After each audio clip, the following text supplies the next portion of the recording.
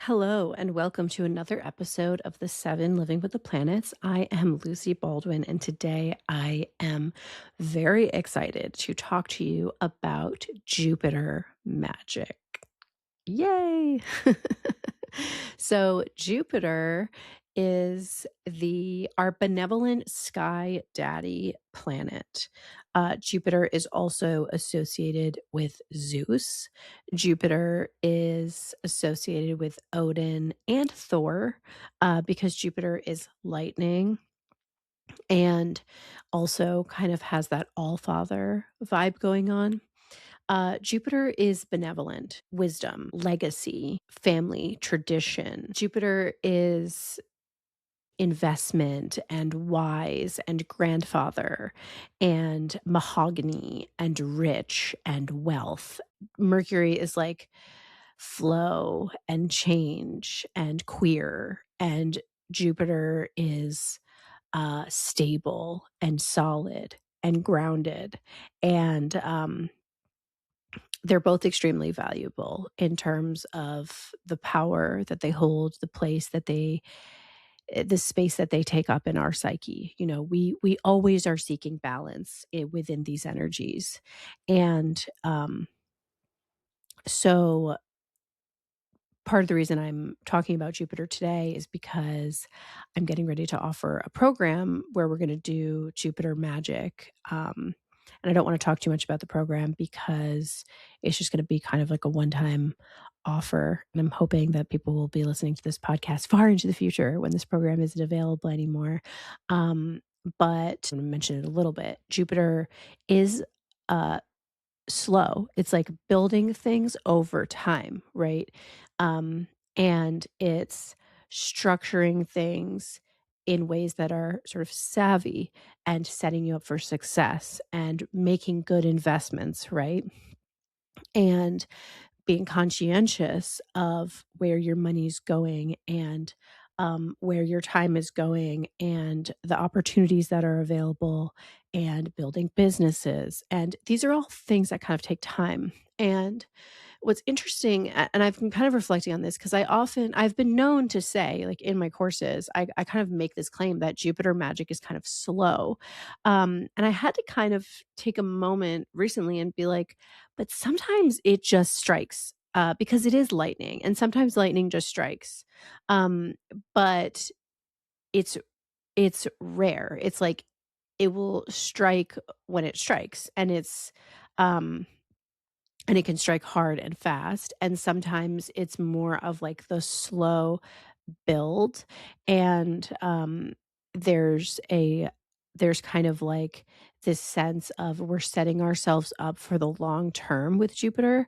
And so we don't my experience, I know a lot of people who have fast, hot Jupiter synchronicities. Absolutely, all the time, especially if you have been sort of neglecting this side of things, right? Um, Especially if you've been, like, really in the Mercury current and then you lean into this, like, Jupiter side of things, it can happen really fast. If you sort of tend towards that Jupiter way already, it can take time to, like, build upon what you've already been building. And so I started working with Jupiter in 2017 and making regular offerings to Jupiter. And it took a long time for me to see really big results, I felt like. And I'm just going to be honest, in order for me to see results, I had to first work with Saturn and build some foundations.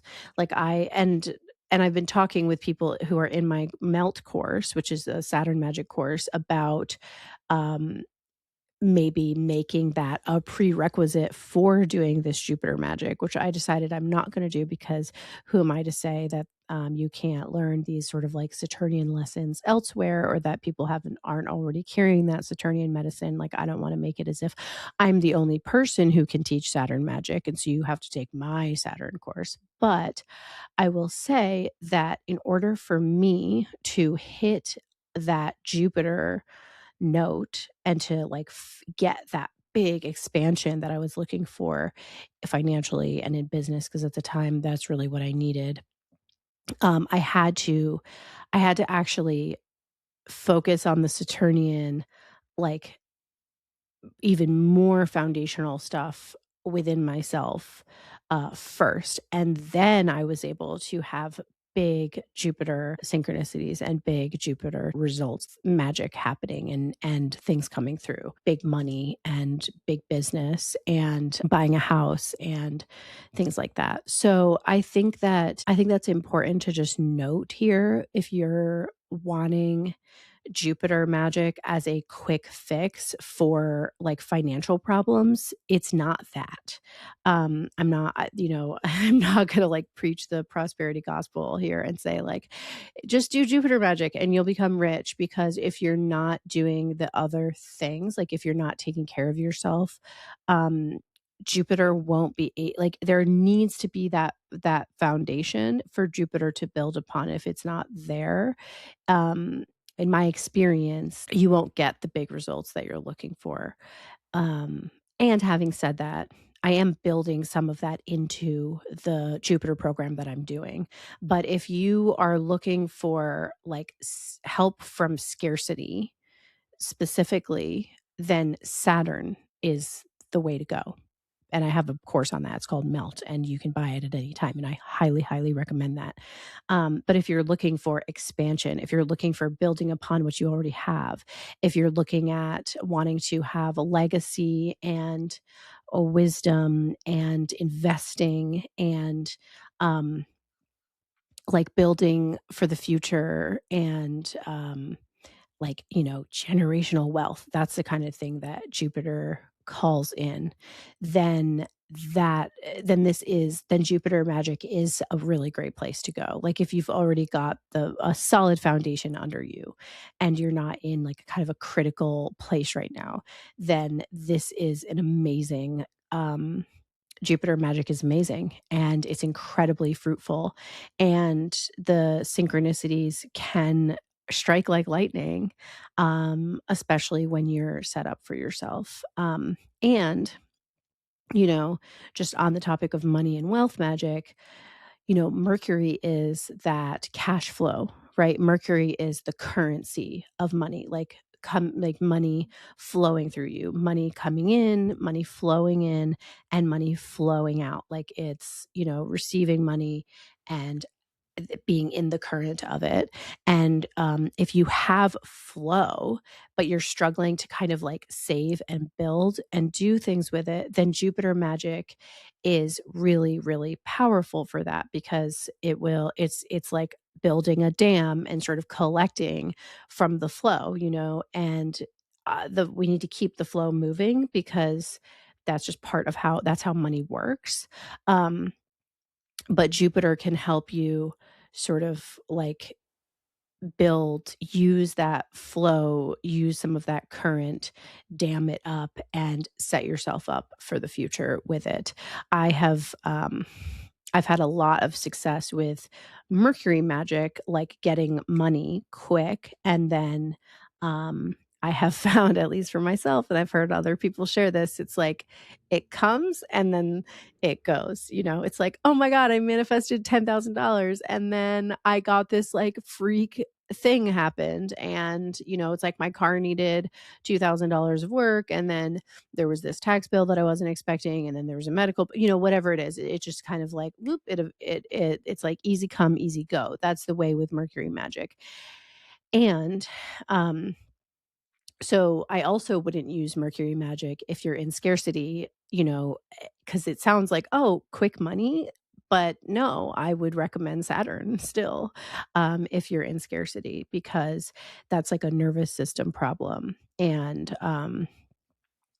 Saturn will help with that, because scarcity is fear, and Saturn is who I work with for that kind of thing. And that's where I've seen such incredible results with so many people, is through working with Saturn on money stuff, believe it or not. And myself, like I said, I had to have that Saturn foundation. Anyways, I just want you to know that,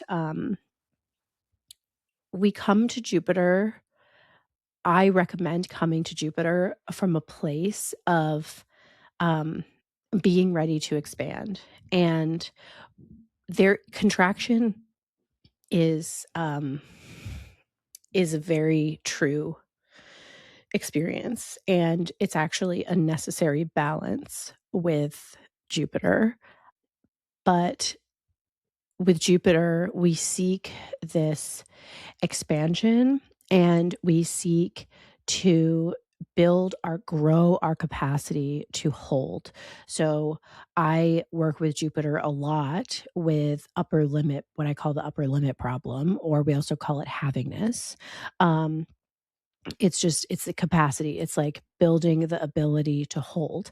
I also work with Mars for capacity, and I will be incorporating that into my momentum program on Jupiter. But I'm just saying you can also work with Mars to help build capacity. But the idea is that you know, Jupiter the planet protects the Earth, and Jupiter the planet is quite large, and Jupiter can hold a lot. And so when I'm working with Jupiter, I'm feeling into that fatherly God, that fatherly presence, that fatherly archetype energy that can protect me, and where it's safe. It's safe to be loved. It's safe to be seen. It's safe to step into bigger roles and bigger responsibility when we have Jupiter holding us, right? We have Jupiter protecting us, and we have Jupiter sort of like as something that an energy that we can tap into within ourselves that gives us permission, and also just that capacity to hold more, to be seen more, to be loved more, to have more success, and to also build structures. You know, there is a big piece of this, and it's sort of a Saturnian element within Jupiter where sometimes in order to expand, we have to have structures. We have to sort of shift how we're doing things. And so there's wisdom is a big part of the Jupiter archetype. It's like having the wisdom to know when it's time to restructure, having the wisdom. And of course, I always associate like wisdom to me, the sort of highest form of wisdom is discernment, right? It's like the discerning what is true for you, discerning what your intuition is telling you, discerning, um, like, you know, whether to say yes to something or say no to something. And that's an intuitive art.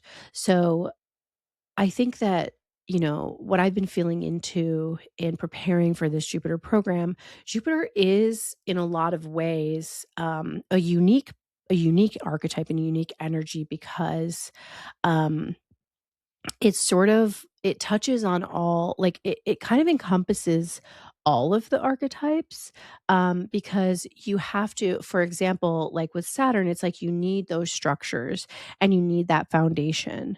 With the moon, it's like you need to honor that there is this expansion and contraction and being in the rhythm and in harmony with yourself and your own intuition. And there's also, you know, with Mercury, it's like in order to have something to build and grow, we have to have motion, we have to have movement. And that's what Mercury is, right? Um, because you can't build on something that is static. You know what I mean? Like you can't something that is static cannot expand or contract. So it has to have flow and movement. And so you need that mercurial piece. Um, and then, you know, in terms of like Mars and Venus, in order to expand, you have to have balance between the masculine and the feminine. You know, you have to, in order to grow and expand and build your capacity, you have to be able to receive, and you also have to be willing to execute on things. You have to be able to make things happen. So that's Mars, like going out and doing things, making things happen, being an initiative, you know, taking initiative. And And with Venus, it's this sense of like receiving. You have to be able to receive more. You have to be able to be loved, be witnessed. Um, and because, of course, whenever we're expanding, that involves community, it involves other people, it involves relationship. Expansion is meaningless outside the context of relating to other, right? Um, because what are you expanding if not um, something relating to something else? And then yeah, there's Jupiter and the sun, and this is where so I'm kind of going through these planets because this is how I'm actually structuring this momentum program. The sun is a self-regenerating system, right? And I was actually talking to my baby because my son was singing Twinkle, Twinkle, Little Star to my 11-month-old today. And I was like, well, what is, I started kind of riffing on stars and I was like, they're really just fusion reactors. It's just hydrogen fusing and making helium just over and over and over. That's what stars are. Like twinkle, twinkle, little star, how I wonder what you are. You're a fusion reactor. And fusion reactors create a lot of energy. And so the sun is this self-sustaining thing that it's feeding itself. And of course it will eventually burn out. Um, but its lifespan is quite long, right? It is a very long lived generator. um, and so using that, harnessing that, I think of it in terms of the human experience. It's like we all have that part of ourself, that connection to source, that sort of divine spark, and we all have the ability to channel that divine spark and use that to regenerate ourselves, to call in the muses and sustain our own creativity, our own drive, our own motion. There's a lot to be gained for with working with the sun and Jupiter in terms of like, yes, the sun can grows very, very large things. The sun has created all life, and I love to work with the redwood trees with relation to Jupiter magic. And all of these archetypes are ancient and they're all wholly powerful and beautiful. But Jupiter has a certain fatherly capacity, that an ancient wisdom feeling that I hope will nurture you. And I know I talked a little bit about my momentum program, but just because I'm inspired in this moment by it, but also I do hope that even if you don't do that program, you will, tap into that Jupiter energy and feel that Jupiter expansion potential that exists within you. And thank you so much for listening to this episode of The Seven. And I'll see you in the next episode. Ciao.